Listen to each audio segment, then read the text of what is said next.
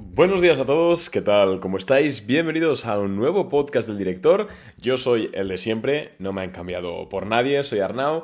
Y bueno, pues vamos con un nuevo episodio del podcast y hoy quiero hablaros sobre por qué, al menos bajo mi prisma, bajo mi opinión y la opinión que compartimos aquí en Boring Capital, no vamos a ver un crash en bolsa como lo pintan en redes sociales, como lo pintan en medios de comunicación, incluso, bueno, distintas personalidades. Quiero desgranar poco a poco por qué creo que hay este sentimiento, entre comillas, negativo, y ahora veréis por qué son las comillas, alrededor del mercado, alrededor de la economía, y también, pues, quiero daros mi opinión y mi prisma, que, bueno, creo que siempre está bien, ya que, bueno, es gratis, 10-15 minutitos de vuestro tiempo, y creo que os puedo ayudar a tomar mejores decisiones financieras con vuestra inversión en bolsa.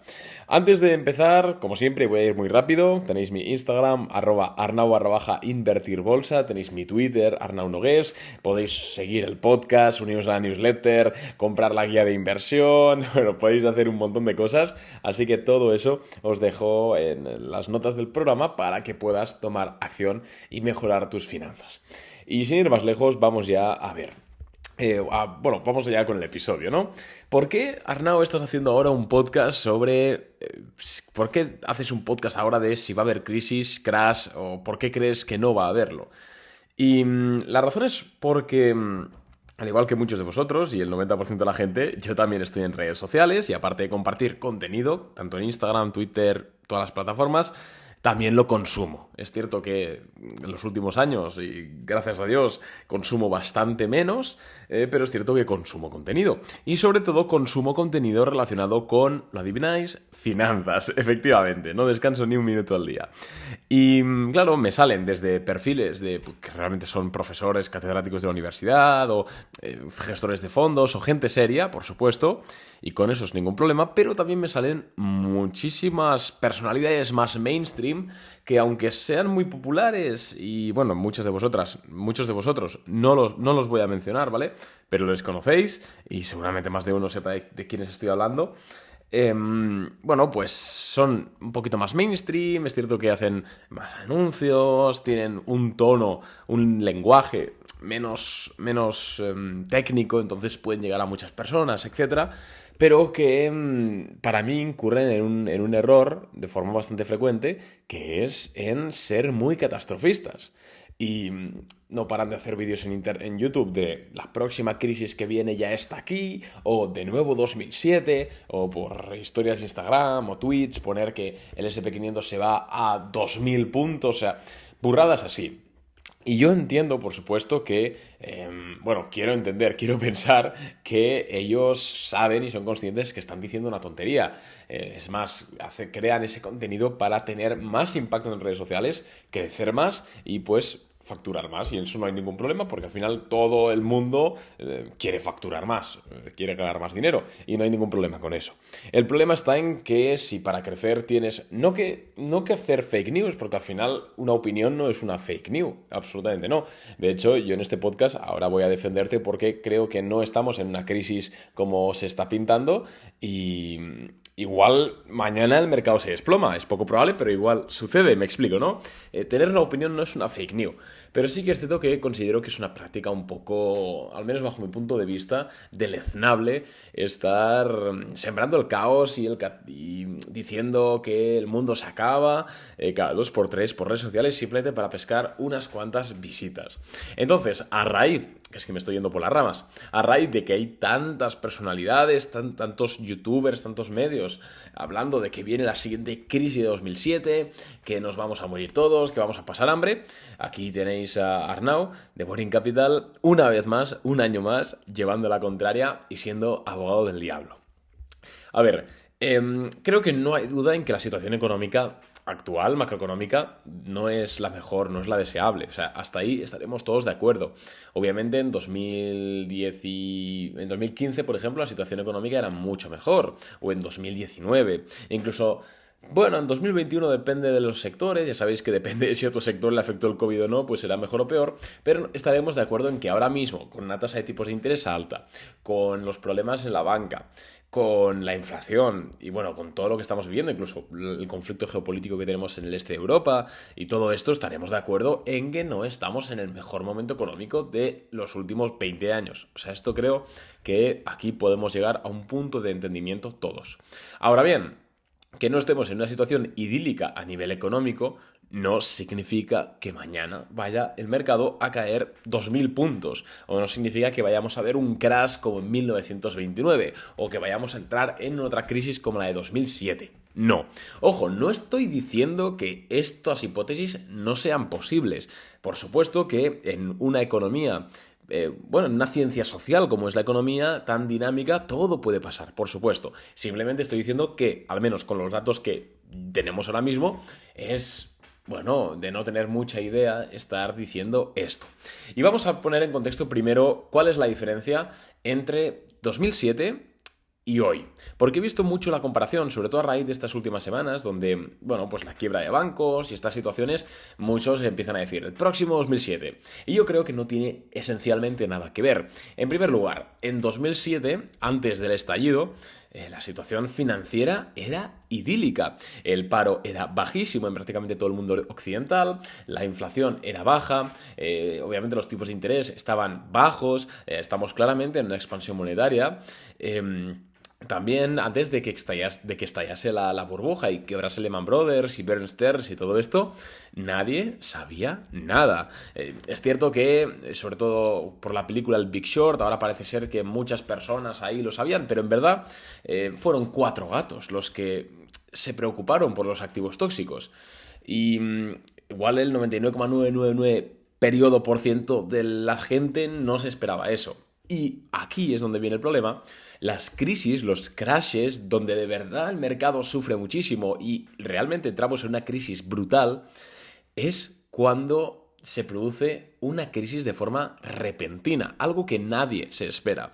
Señores, esto es muy ilustrativo. Nunca en la historia, repito, nunca en la historia de los mercados ha habido un crash que llevase meses predicándose. Es decir, nunca en la historia ha habido un crash en bolsa o un crash en la economía que durante meses antes de ese crash todos los medios de comunicación, en ese entonces no había youtubers, ¿no? Pero que todo el mundo dijese que eso iba a suceder.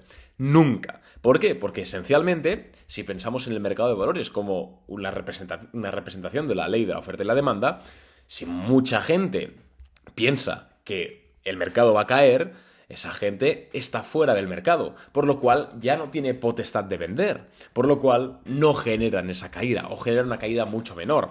Mientras que en un momento histórico en el cual todo el mundo está alcista, todo el mundo está bullish, todo el mundo está invertido en el mercado, la probabilidad de que debido a un evento inesperado todo el mundo empiece a vender es muchísimo más alta. Es por eso, amigos, que todos estos agoreros, ya no solo influencers o tertulianos, sino incluso analistas famosos que habéis podido... No quiero dar nombres, porque al final es una opinión muy personal y no quiero condicionar a nadie. Pero por eso estas personalidades han predecido exitosamente 2 de las últimas 30 crisis. Perdón, lo he dicho mal. Han predecido 30 de las últimas 2 crisis. Es decir, esta gente está prácticamente año sí, año también diciendo que viene un crash. Claro, cuando tú estás año sí, año también diciendo que viene un crash, eventualmente la estadística es lo que tiene, ¿no? Aciertas. Pero lo que quiero decir es que es muy poco probable, sería la primera vez en la historia, que un crash se ha visto venir. Y hoy en día no es que lo estén diciendo 4 locos como ocurría en 2007. No, es que hoy en día, vamos a ver, a cualquier persona que le preguntes, o casi cualquier persona que le preguntes, te va a decir, uy, es mal momento, uy, pinta mal, uy, va a caer.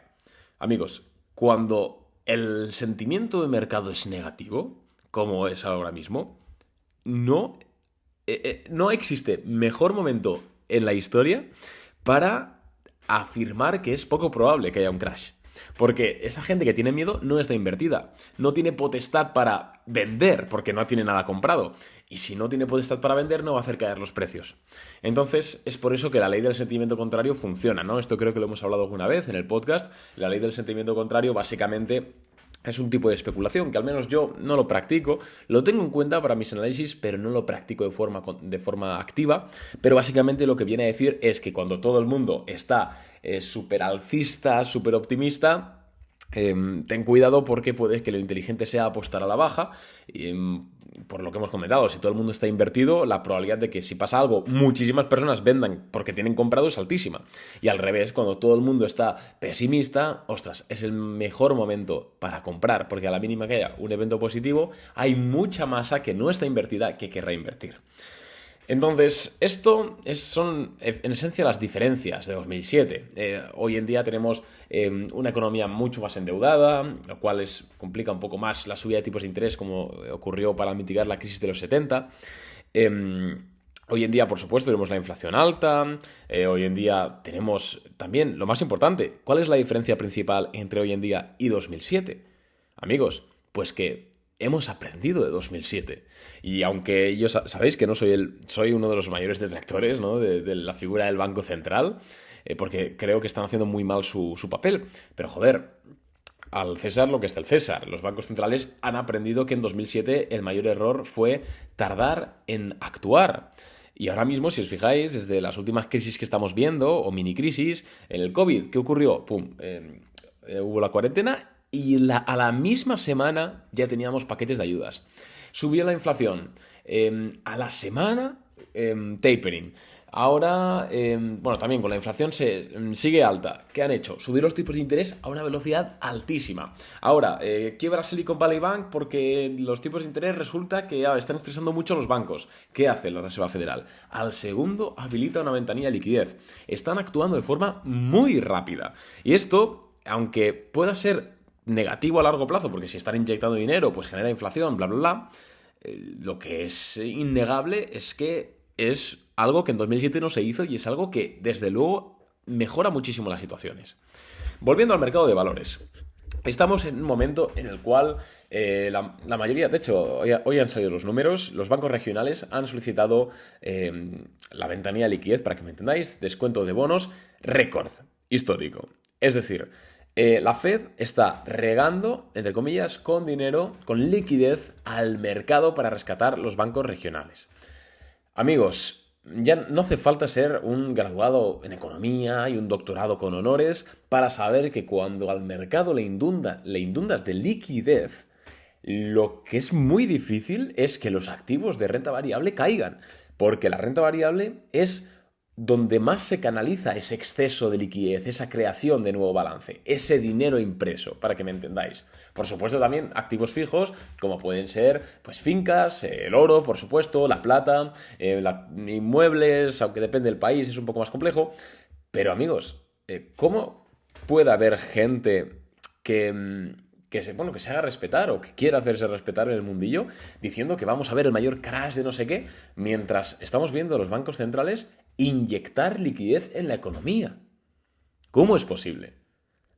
No funciona. No funciona. Esto es como esto es como que un médico influencer, viese a un paciente lleno de tumores malignos y que cada vez se está replicando mucho más, ese estado de mitosis, creo que se llama, y dijese que está todo bien. Amigos, no. O sea, las cosas son como son. En el caso económico, cuando tú inyectas liquidez, lo hemos hablado muchas veces, 3 de cada 4 dólares que se imprimen se quedan en Wall Street. Es cierto que a Powell el otro día le preguntaron si esto que estaba haciendo ahora, de la ventanilla de liquidez, si era una QE, si era una quantitative easing, si era expansión monetaria. Y él dijo que no, pero para mí es una mentira. ¿Por qué? Porque es cierto que esta inyección, para que me entendáis, esta inyección de liquidez que está metiendo ahora mismo la Fed, perdonad por ponerme un poco técnico, pero esta inyección que está haciendo hoy en día la Fed a través de la ventanilla de liquidez, que lo que esencialmente hace es permitir a los bancos descontar o vender bonos sin realizar pérdidas, es decir, a precios a la par de emisión en lugar de a mercado. Es cierto que no es el mismo mecanismo que usó la Fed en 2020 y 2021 para imprimir dinero. En 2020 y 2021, o históricamente, las QE, la impresión de dinero, se hace a través de la compra de bonos por parte de la Fed, por parte de la propia Fed. Ahora, la Fed simplemente está permitiendo a los bancos descontar bonos y activos respaldados por hipotecas. pero esencialmente al final lo que es el resultado final es el mismo, o prácticamente el mismo. Entonces, el resumen de mi postura, y perdonad por la chapa, pero quería que quedase claro, el resumen es, ¿estamos en una situación económica compleja? Sí. ¿Estamos en una situación económica donde hay que estar encima del mercado, encima de las noticias, sobre todo si estamos invirtiendo de forma activa? Sí. ¿Estamos al borde de la siguiente crisis de 2007 o de 1929 o de los 70s o de lo que sea? Hombre, no lo sé, pero estadísticamente no, es muy poco probable, al menos bajo mi punto de vista. A nivel bolsa, amigos, yo creo que es un buen momento. No es que lo crea, llevo diciéndolo mucho tiempo en el podcast, no es que lo crea, no es que lo diga, sino que es que lo estamos haciendo, joder. En Boring Capital, nuestro servicio de ideas de inversión e información premium de mercados, joder, ayer vendimos una empresa que es Intap, que la compramos el viernes pasado, le mandamos a los clientes la idea de inversión el viernes, y ayer la vendimos con un 5,5% de rentabilidad, con un riesgo relativamente moderado para lo que es el swing trade. En marzo lo vamos a acabar de forma positiva. Y marzo ha sido un mes de quiebras bancarias. Pero ¿cómo es posible que estéis ganando dinero en bolsa? Y además, de forma no haciendo cosas raras, sino simplemente comprando y vendiendo acciones nominales.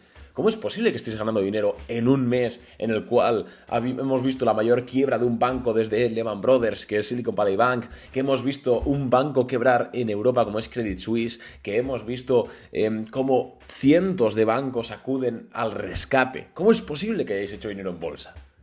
Pues porque entendemos que la realidad económica es distinta del discurso.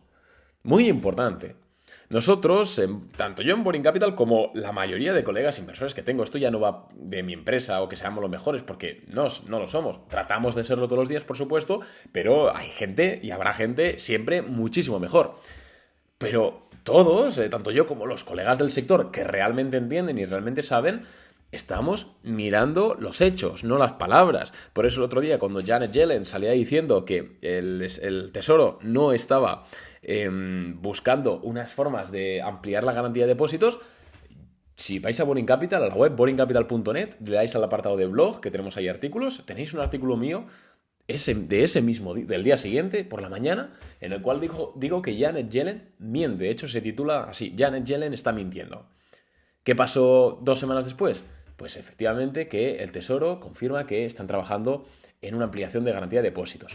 No es que yo sea nadie aquí que tenga información privilegiada o que sea súper inteligente. No, ojalá. Simplemente me fijo en lo que están haciendo, no en las palabras. Y cuando tú te fijas en lo que están haciendo y no en las palabras, y además buscas, pues lo que hemos dicho, ¿no? Acciones en buena tendencia, acciones que se beneficien de la situación actual. Por ejemplo, la que hemos dicho antes, que vendimos con un 5% de rentabilidad, Intap es una empresa que claramente se beneficia de que bajen tipos de interés y de que la Fed esté más suave. ¿Por qué? Pues porque es una empresa tecnológica, es una empresa que no genera beneficios, es una empresa que ha pegado un petardazo creciente, es una empresa saliendo de una IPO base, con un perfil bueno de volumen. Si tú juntas todo esto con darte cuenta de que están inyectando liquidez, darte cuenta de que ahora los swaps de la Fed descuentan bajadas de tipos, etcétera, joder, es que realmente, iba a sonar un poco arrogante, pero es que no ganar dinero en bolsa es difícil. Es difícil no ganar dinero en bolsa si tienes toda esta información. Por supuesto, si no tienes ni idea, estás jugando al casino. Pero sabiendo esto no es tan difícil. Entonces, y me estoy yendo de las ramas, lo sé. Pero si tú estás invertido o tienes dinero en un fondo, en acciones, lo que sea, tranquilo. Realmente estudia, entiende lo que tienes, no te dejes llevar por la información sensacionalista de medios de comunicación, de influencers, de gestores de moda, que a veces flipas lo que tienes que escuchar por ahí, y sigue, en primer lugar, los hechos, tu intuición, y por supuesto también contrástalo con opiniones de analistas, pero sobre todo, céntrate en los hechos.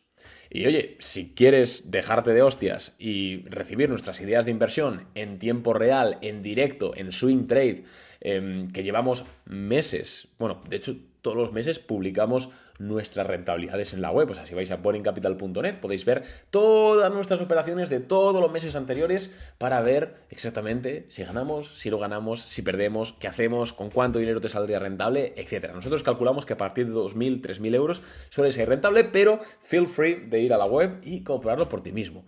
Lo publicamos de forma transparente. ¿Por qué? Pues porque son unos números bastante buenos, de los cuales nos gusta estar orgullosos. Por eso los publicamos.